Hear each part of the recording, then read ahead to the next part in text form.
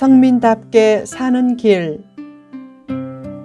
신명기 14장 1절에서 2절 말씀. 성민답게 사는 길. 성민이란 거룩한 백성이란 뜻이다.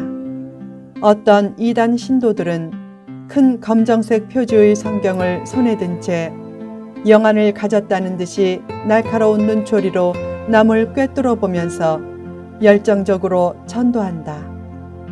예수 믿습니까? 구원 받으셨습니까? 구원받은 날짜를 정확히 아십니까? 그렇게 말은 성민처럼 하지만 행동은 성민답게 하지 못해서 수많은 물의를 일으켰다. 율법적인 언행이나 종교적인 열정이 성민의 증거는 아니다. 모슬렘은 하루에 5번 기도문을 외우며 메카를 향해 엎드려 기도할 정도로 열정적이다. 여호와의 증인은 집집마다 열심히 전도하러 다닌다. 성민에게는 열정 이상의 것이 필요하다. 즉, 바른 믿음과 영성을 바탕으로 성민다운 삶이 꾸준히 나타나야 한다. 성민이 성민답게 살려면 어떻게 해야 하는가? 1. 우상의식을 멀리하라. 당시 우상 숭배자는 죽은 넋을 위로하고 신을 위로한다는 고행의식으로 자기 몸을 베고 눈썹 사이 이마 위의 털을 밀기도 했는데 그런 미신적인 행위를 하지 말라고 했다. 하나님은 미신적인 행위를 기뻐하시지 않는다. 언뜻 보면 영성주의자와 신비주의자가 더 신앙적인 사람 같지만 영성과 신비는 타 종교나 이단에게도 있다. 영성이나 신비도 하나님 중심적이고 말씀 중심적인 토대 위에 형성되어야 한다. 왜 성민이 우상적이고 무속적인 의식에 기웃거리는가? 하나님의 시간을 불신하고 빨리 응답받고 성공하려고 하기 때문이다. 하나님의 때와 시간을 넉넉히 기다릴 줄 아는 것도 믿음이다. 하나님의 뜻과 말씀에 집중해야 세상과 본능의 흐름에 떠밀려 내려가지 않는다. 욕심을 버리고 평범한 일상에서도 하나님의 손길을 느끼고 하나님이 펼치신 상황을 현실로 받아들일 때 참된 믿음에 눈뜨고 성민다운 행동이 나타나고 이단에도 속지 않는다. 뻐꾸기는 뱁새 둥지에 자기 알을 낳는다. 그 알로부터 나온 뻐꾸기 새끼는 뱁새 알과 먼저 태어난 뱁새 새끼를 밖으로 밀어내 제거한다.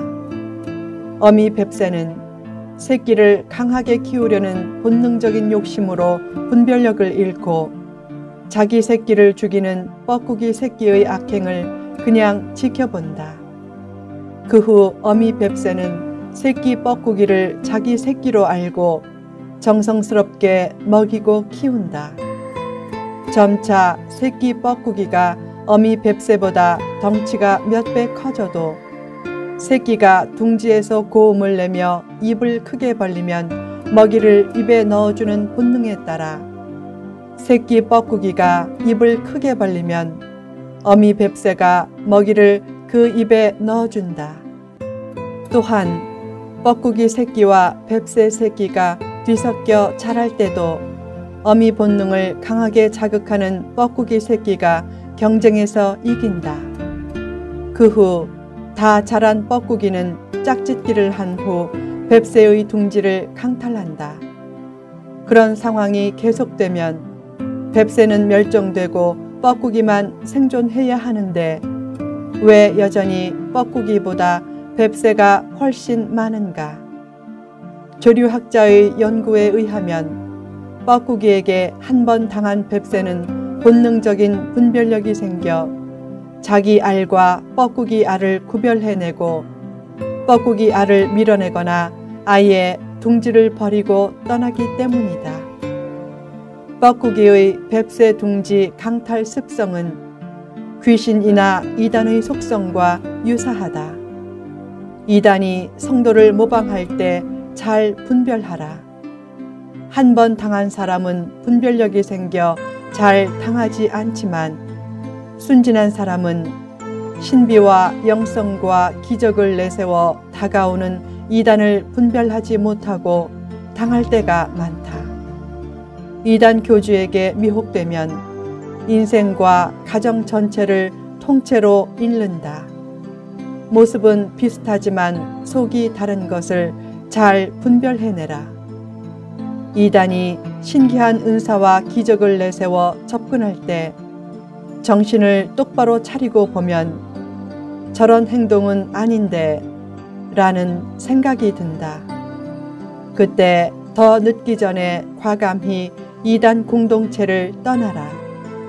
그때까지 바친 시간과 물질과 정성과 마음이 아까워도 과감히 돌아서고 불법과 사기의 혐의가 분명하면 반드시 고발하라.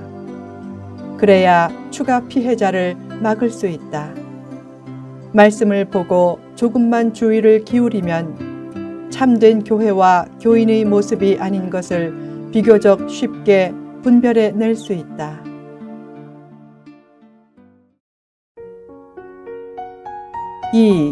너무 슬퍼하지 말라. 히브리인들은 머리털을 미는 것이나 없는 것을 수치로 여겼지만 나라와 민족이 패망하면 머리털을 깎아 애도했다.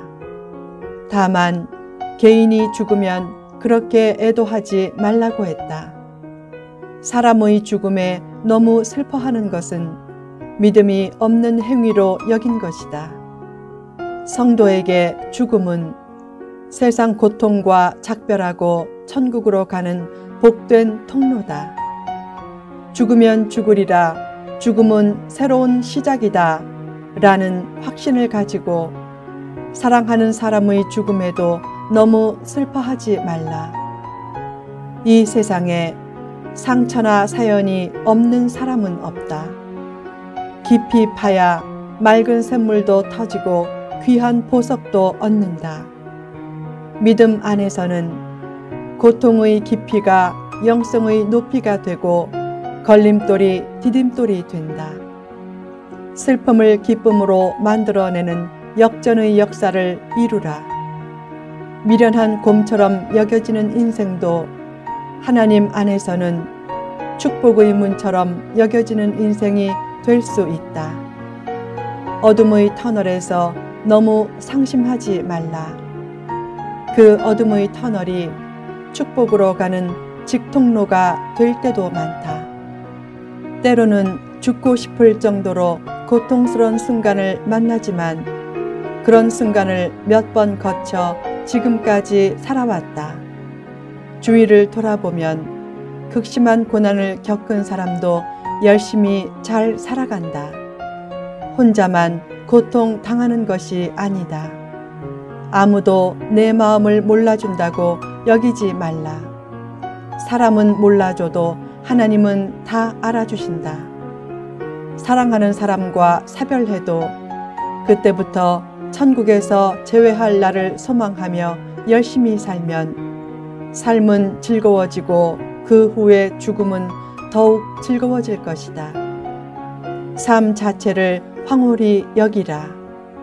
삶 자체가 최대의 기적이고 감사거리다. 왜 하나님이 가만히 계실까?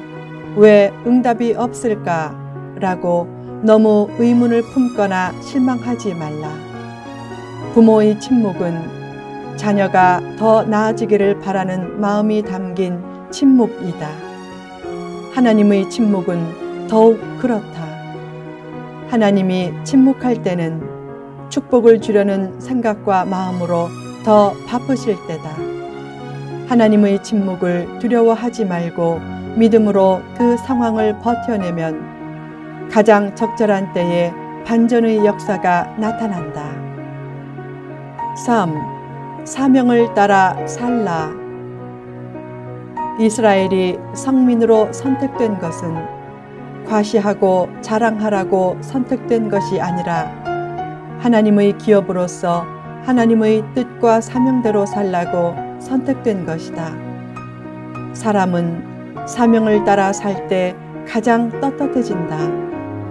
사명을 따라 사는 사람은 하나님 앞에서만 무릎 꿇고 세상 앞에서는 무릎 꿇지 않는다. 사명을 가진 존재의 당당함과 자부심은 참된 행복의 원천이다. 세상적인 성공만으로는 지속적인 행복이 유지되기 어렵다.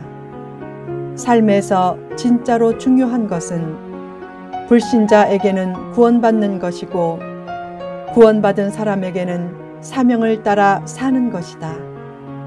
사명을 인식하면 힘이 생기고 기다림도 힘들지 않다. 사명은 힘든 현실을 넉넉히 극복하게 만든다. 가장 큰 문제는 사명감도 없이 힘든 현실을 운명이나 절망으로 받아들이는 것이다. 겨울의 풀밭은 죽음이 지배한 것 같지만 그것은 죽은 것이 아니라 아직 시즌이 되지 않은 것이다. 봄이 되면 풀이 파릇파릇 돋아난다. 힘들 때는 꿈과 비전이 꽃피지 않고 약속이 이루어지지 않을 것 같아 죽음이 인생을 지배한 것 같지만 그것도 아직 시즌이 되지 않은 것이다.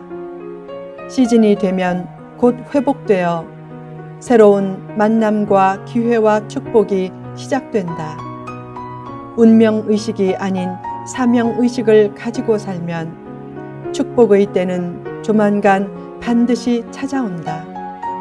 살다 보면 낙심의 순간도 수시로 찾아온다. 그때 한 계단씩 올라가는 인생 시험을 치른다.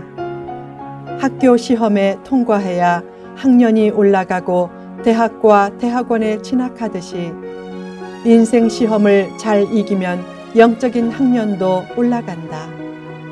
그렇게 중단 없이 나아가면 사탄이 즐겁하면서 오히려 크게 낙심하며 도망칠 것이다.